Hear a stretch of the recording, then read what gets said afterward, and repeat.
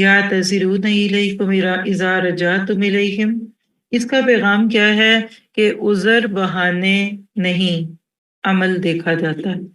کسی کو بھی کہنے سے پہلے کس کو دیکھو؟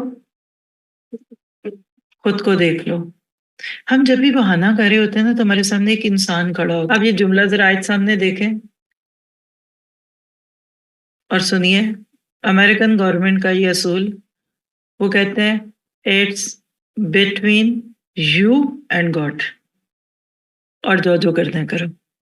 اللہ اکبر کبیرہ، کیا توبہ اور گناہ اس کو سامنے رکھیں تو ہم بھی اس کو نہیں دیکھتے، یعنی وہ آپ کو چھوڑ کر اور پھانس لیتے ہیں کہ اگر آپ یہاں تم کوئی فراڈ کرو گے، کچھ خرابی کرو گے تو پھر تمہیں گاڈ پوچھے گا۔ اب ذرا سا سوچئے، جس بندے کا اللہ سے تعلق قائم ہو جائے، کیا اس کو بندوں کی پسند اور ناپسند کی کوئی فکر رہے گی؟ ابھی آنے لگی آیت، ساری زندگی لوگوں کے ہاتھوں میں بکتے بکتے اللہ کے پاس پہنچیں گے اور کچھ بھی نہیں بچا ہوگا پیچھے۔ پھر دوسری آیت 99 توبہ، اللہ کی رضا میں دینا قرب الہی کا ذریعہ ہے۔ اب سوال یہ کہ دین کے لیے دینا یا نہ دینا، یہ سراسر آپ کا اپنا فیصلہ ہے، آپ خود کرتے ہیں یا پھر زبردستی کوئی آپ سے نکلواتا ہے۔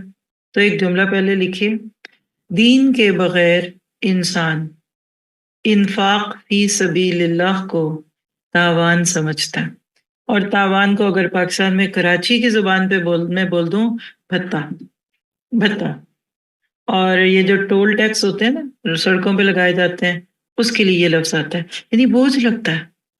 اور اب پھر یہاں وہ جملہ بولتی ہوں جو پیچھے بھی شاید بولا ہوگا 30ویں پارے میں، اور وہ کیا ہے کہ انفاق اور نفاق کے بیچ میں فرق صرف ایک الف کا ہے۔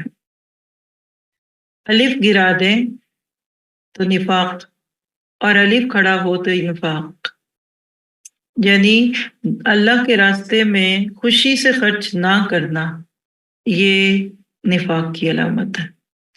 صحابہ کرام نے تبوک کے موقع پہ مختلف مثالیں قائم کی۔ گھر دے دیا پورے کا پورا ابو بکر صدیق نے، آدھا دے دیا عمر نے، 900 اونٹ 9 بار کر کے اب حضرت عثمان نے دے دیے۔ ہمیں یہ ساری باتیں سن کر حیرت ہوتی ہے، ہونی چاہیے، کیونکہ ہمیں ابھی یہ نہیں پتا تبوک صرف ارادے کا امتحان تھا۔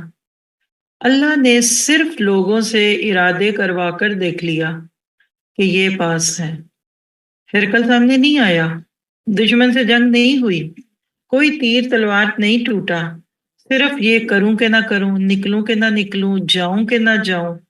اور اس طریقے سے کرتے کراتے کچھ لوگ آگے نکل گئے، کچھ پیچھے نکل گئے۔